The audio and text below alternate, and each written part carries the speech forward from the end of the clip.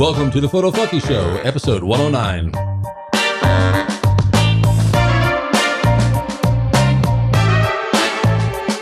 Today's topic, we're going to be discussing how to produce your photo sessions. So whether you're doing stills, portraits, or something else, stay with us because, we just started the show and it'd be a shame if you left now. Hi, my name is William Beem. Hi, my name is Lee Beem. And welcome to the new and improved version of the Photo Flunky Show. And in case you're wondering what's improved, I have new house slippers. Yes. And I made him wear them for the show. Well, you don't come barefoot to the show. All right. I can't come barefoot to the show anymore. I have to wear house slippers. I feel like a clodhopper walking around these things. But anyway, show notes are going to be available at williambeam.com/episode 109. I may or may not have a picture of the house slippers there. And of course, there'll be links to subscribe at photoflunky.com. There's a player there. You can listen to this episode or others. Also, I want to let you know, I've got a coupon code for MacFun, or as it's now known, Skylum, Skylum. So if you go to williambeam.com/MacFun or williambeam.com/Skylum, you're going to find that there's a link there that'll just give you a discount if you use the code BEAM. My last name, BEEM. It's my last name too. It's all our last names, at least on this side of the microphone. And it'll save you $10 on Aurora HDR, $10 on Luminar 2018, or 10% on anything else they sell. So hopefully that'll get you a little bit of savings. It's really good software. I love it. I use it all the time, and I happily recommend it. So I'm glad if it will save you some money. They don't sell house slippers? No, I don't know why. Oh. I'll write them a letter and ask them, if they can come up with some specific house slippers that we can offer a discount. Yes, and we can edit them. All right, we've gone off track now. We live like this all the time. Pretty much. Okay, we're going to get into how to produce your photo session. So when I say produce, we've got really 10 steps here, and they're very high level, but within each one, you can expand upon it. And I think that it's a process towards helping you create better photos, because rather than just going out and randomly clicking, and, maybe that's fun, if you go off and you're on vacation, you randomly click, or if you want to go off on doing street photography and randomly click, that's great. And you're looking for specific things in those cases. But what we're talking about here is when you have something that needs to be done, and it needs to be done with a high production value. These are the steps that we kind of think about when we go through. I use this for my portrait photography. Lee kind of goes through these steps when she's doing her product. And well, it's not just a product photography. You use this every day just for your things. I do this for your social media. Yeah, I do it for social media. Sometimes I'm putting a message out for people. Sometimes it's about something I'm sharing. But yeah. And we're doing these kind of in order of the process. So number one is understand why you need this photo. And don't underestimate that step. You need to know your why. Yeah. So when you're doing something, you've always got a reason for it. It's going to be social media for maybe what you've done for the day or what your message is for the day. Or it's for the blog. Or if you're doing something in concert with a promotion of some kind, for a third party. Yes. Because you've done some stuff that you thought was just like, okay, this is just for me. And it turned out they liked it very much, even better than some of their own product photography. Yes. That was sweet. That was nice. But the point is, you need to understand your why you need the photos. And the next step of that is really develop your message or story. So that's kind of adding on to the why. It's like, I need to have a photo for my blog, or I need to have a photo for my portfolio. That's your why. And that kind of gets you thinking about the quality of what you need to produce. But if you're going to have a photo and go through all this hassle of producing a photo session, it's got to say something. And you want to make a statement with your photographs. Yes, you do. Even if it is something that is seemingly as simple as a social media post. Yeah. Well, for me, that's not just simple because I'm putting them out daily, sometimes multiple times a day. So that builds my storyboard. It really does build your storyboard. And that's also how you engage fans on social media. And, for example, you also do social media for your employer. And that's, since you took over, what's gone up like 7,000 followers to 30,000 total? Yeah. I mean, they're doing the content. I'm not actually doing the content. I'm just managing the... But part of that managing, though, is there's a purpose to each one of the things that they produce. Yes, very much so. They're very good. And when you do your own social media, whether it's Instagram or what have you, you've got a purpose to everything that you're doing. I always do. Yes. I don't do anything randomly. Why is that? Do I've always got a plan. There's so many things I want to do that I don't have time to do things that don't have a purpose because I can never get all the things done that do. I'm sorry. I just had a flashback, to the Dark Knight movie. It's like the Joker saying, they're schemers. Yeah, that's like me. We're cool. And that's what we're really trying to tell you is like, you need to be a schemer. Mm-hmm. So we want you to understand why you need your photo and develop a message or story, because that sense of purpose is really what's going to help you drive through the remainder of these points. So you understand why you need it. You've got a message or story, something that you need to communicate, something you need to tell. Now you got to figure out, what does that look like? When you've got a story that you want to tell, how do you start trying to figure out to visualize what the end result of this is going to be? Do you know, I am just so weird. Sometimes I see the results and then I see the story in it. Sometimes I get this visual that just comes to mind seemingly out of nowhere. And that's when I don't have to specifically do something. So a lot of the time for me, the end result visual pops into my mind and I start playing with it. And then the story brews out of it. Sometimes it's the other way around. Well, for example, you go on your daily run and you come back and you do a pose or you do a photo of yours, like a self-portrait, and with some kind of pose or some kind of message. And it depends on how your run went. It does. So you've got your story or your message before you even get there. If you have a bad run, your expression tells it. Actually, well, yes, I find a way to put something in, but I have to be honest. I never know what photo I'm going to take until I've taken it. And this morning I took about 6 or 7 completely different types of shots and I was just prancing around the backyard. I picked one. I had no idea what I wanted to do. And maybe that's because there was nothing very specific about the run. What I was interested in was I had an idea for how I wanted the graphics to fit. And so I knew where I needed the empty space to be. See, in my case, if I'm going to go do a photo shoot for a portrait, I've got several shots in mind. I don't know which one is going to, maybe if I have to narrow it down to one, I don't know which one it's going to be yet. Yeah. Because until you see it, sometimes you don't really know which one's going to be best. But for example, I've got a photo shoot coming up this weekend. It's the first one of my, planned photo shoots of athletes for that gallery showing that I want to do. And I'm going to a gym and with a power lifter, and there may be some other people there, because she said like half a dozen of her friends might show up. Oh. I don't know. Extra models. I know. It's like people were telling me online, it's like, oh, poor thing, you're going to be surrounded by a half a dozen beautiful women. Oh, that's cool. I thought, I've got my wife at home. I don't. Anyways. Oh, that's a compliment to me because he comes back. Oh, I always come back. There are a couple things that I really know that I want to do. One is I want to do a traditional portrait with her, in her workout clothes, just kind of like, almost like a game face. Like if you were going to do a football player because she's got this wonderful fresh face, but yet she's also, a world record holding power lifter. Yeah, I know. And I'm thinking, how do I put those two things together?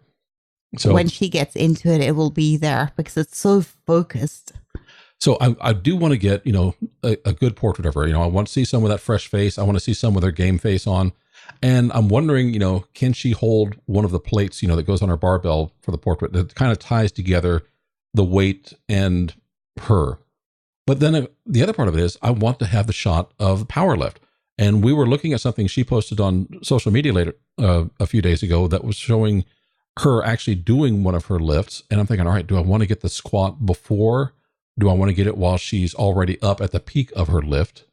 And both of those say something. I think I'm going to end up taking both shots. Yes. But I'm not going to know which one. Those are two completely different messages. They are. And I'm not going to know which one we're really going to take out. The story for me is athletes doing what they love, doing what they're passionate about. And that's why everything from the portrait to the before the lift and at the peak of the lift, those all fit in there. But which one is going to be the winner, I don't know yet. That depends on her. It does. It really depends on her. And I tell you why some people are motivated by the stress within the challenge. They just love feeling that power while they're struggling, yet not quitting. Other people feel their power with the end result. And she might be one who triumphs with the top of the lift, or she might be one who just gets a thrill out of the big challenging part. Well, also the environment is going to play a role here because she sent me some photos showing what the environment looks like. And, this gym is not one of your high-end pretty gyms, that most people go to, the kind that I used to go to. This is the one that's got an open exposed, rafters and ceiling in there. There's, brick walls in the back that have been painted over with just white. And part of that environment, the machines and the weights that are in there, or just the rack for a power lifter to use, those all play a role in developing how she got to be where she is. Yeah. So I imagine we're probably going to do a few different things, but then I thought, all right, can I be creative in here, as far as how I light the scene. Mhm. I kind of want to underexpose the background, have the light on her. Then I thought, all right, do I use color gels, maybe on the background to add a bit of a different mood? So I got all sorts of things that I'm playing with, and I've got these ideas in my head. So that's the visualization of my concept and the end result. Mhm. Don't know yet which one's going to be the winner until I'm done with it. Well, that's the fun of it. Exactly. And also that's going to be part of, what she likes, because if she doesn't like the shot that I took, then, that's a failure, but I'm going to have multiple shots. So I'm pretty sure she's going to like at least something that I've done. Yeah. All right. Number 4 is assemble your team. And it could be a team of one. When you're going out, Lee, you're doing these shots by yourself. That's why, self-portraits, you're not necessarily needing an entire team to do this. Or when you're doing your product photography, you know that you can assemble everything by yourself. I can. What would be nice would be to have a team of minions to hold things so they don't blow over when the wind's blowing. But anyways, now it's me.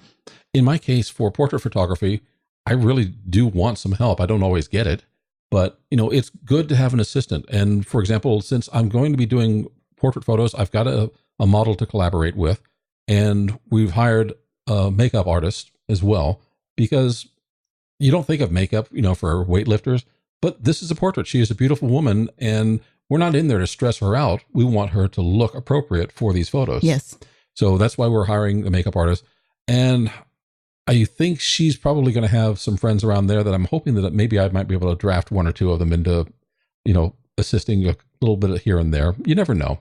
That'll be cool. But for the most part, this is going to be a pretty easy shoot, I think, to go with as far as gear and setting things up. But we do need a team. I don't have a photo without a subject, and the subject needs to look her best. Or if it's going to be a guy, he still needs to have the right thing. And that's where the makeup artists come in, because they can really transform how someone looks for a photo. Yeah. And not just, when I say transform, it could be as simple as the makeup they put on to reduce shine from the lights. Yes. Yeah. So you were teaching me about the SPF. Mm-hmm. And how that can cause some shine. Because a lot of, I guess, consumer makeup is going to have SPF in it to protect you from the sun. But if you go take photographs with that, then you're just going to have a nice hot spot on your subject's face. Yeah, apparently it does something that reflects the lights with flashes, which is nice in real life, but not so much with the camera. Yeah, so this is why it's good to have a makeup artist. And if you need hairstylists, sometimes they can do that, or sometimes you hire 2 people. But if you need a team, you need to think about what each role this person is going to have, and then assemble them so that they can do their job at the time. And the next step, number 5, is gather your resources. And this is kind of the opposite of a team. Instead of getting people, like, what do you need to make the shoot happen? Let's get your stuff. And well, one of the things I was messaging back and forth with Shelly about this is like her wardrobe. And she says, I've got tons of stuff. What would you like me to wear? And to me, it was like more what I don't want you to wear. I don't want you to wear anything with wild patterns. I don't want you to wear anything with graphics on it. Because this is not a fashion shoot where I'm trying to show off the clothes. I want to compliment her. Yeah. So I told her I want very simple, solid colors on her. Mm-hmm.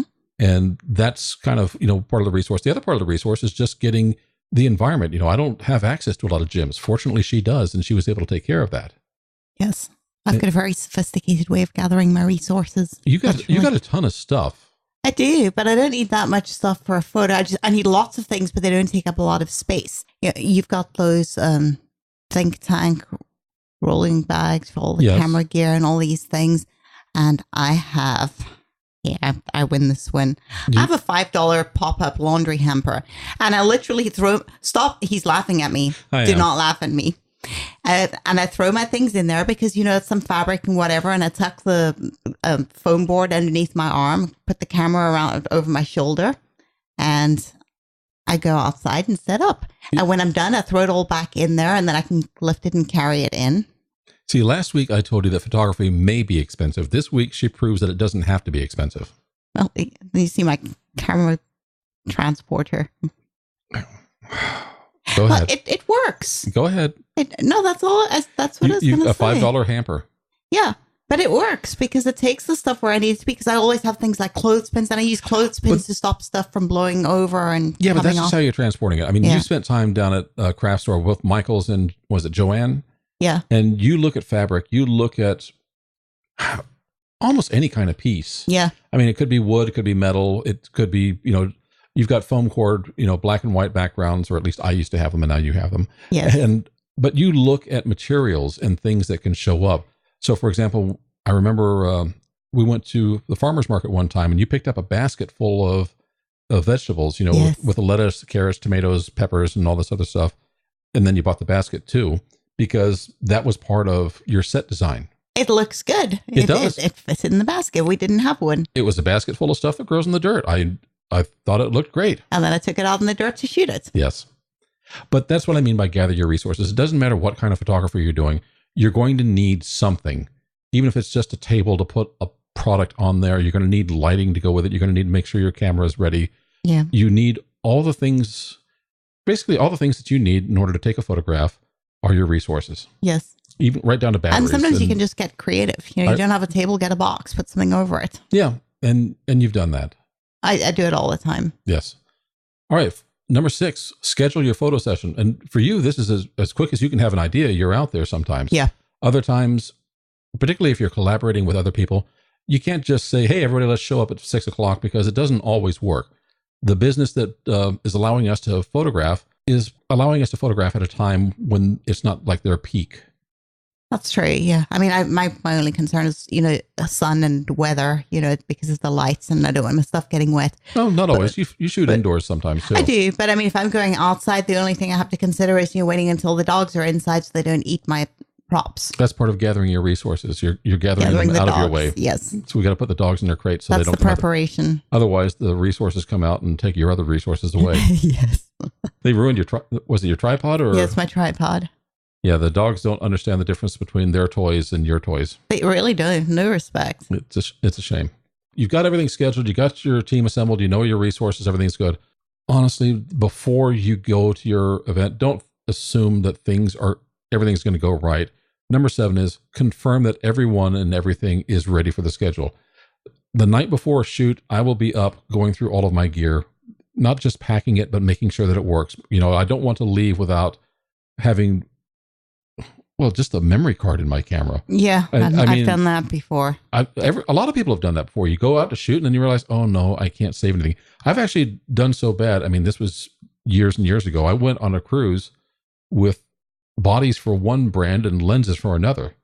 And I really screwed that one up. Well, I mean, how often have I gone out the back and then remembered the memory cards in the card reader, and I come and get it, and then I go back out again, everything's blown over, I set it up again, then realize the card's full. I mean, that's just bad planning.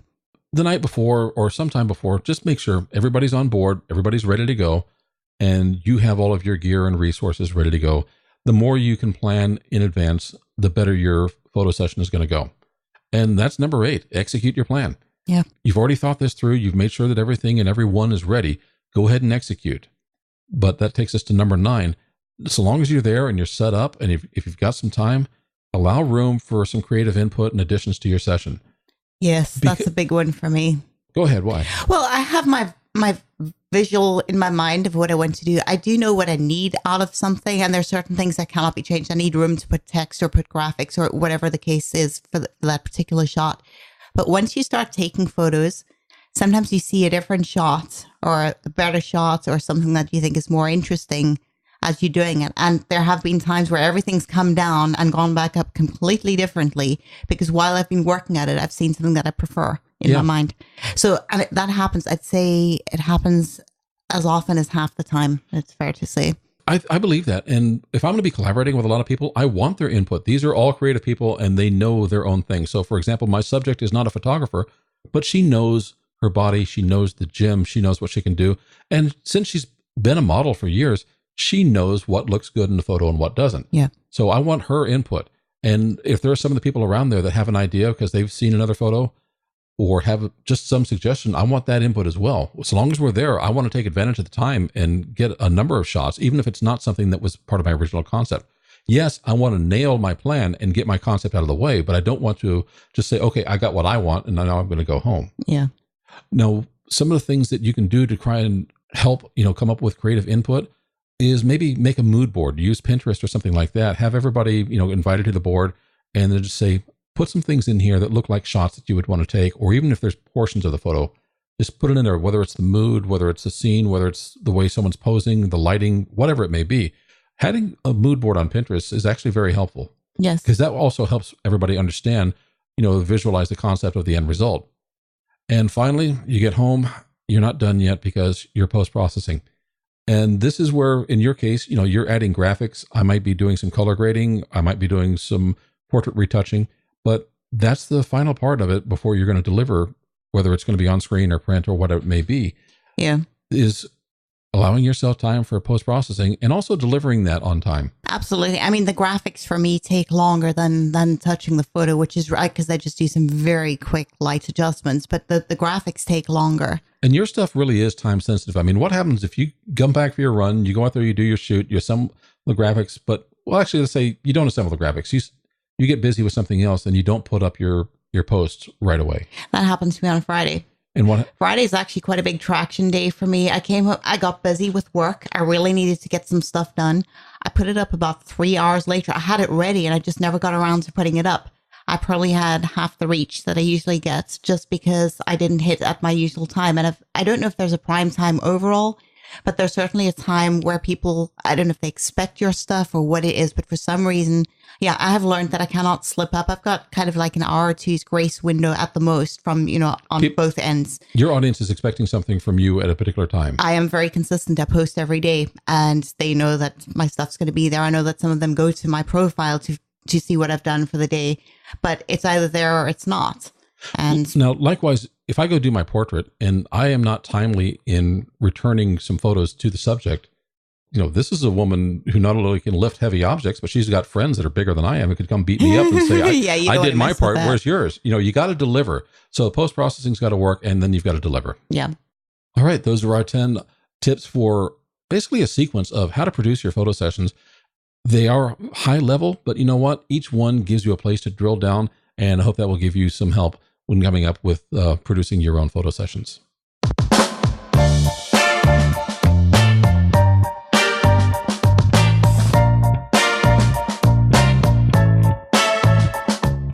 Thank you very much for listening to the Photo Flunky Show. Show notes are going to be available at williambeem.com/episode 109.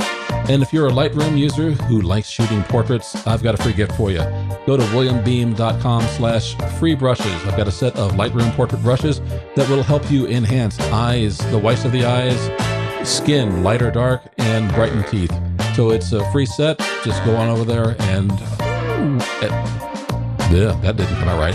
Go on over to williambeem.com/free brushes. Thank you so much. We really appreciate you. We'll see you again next week.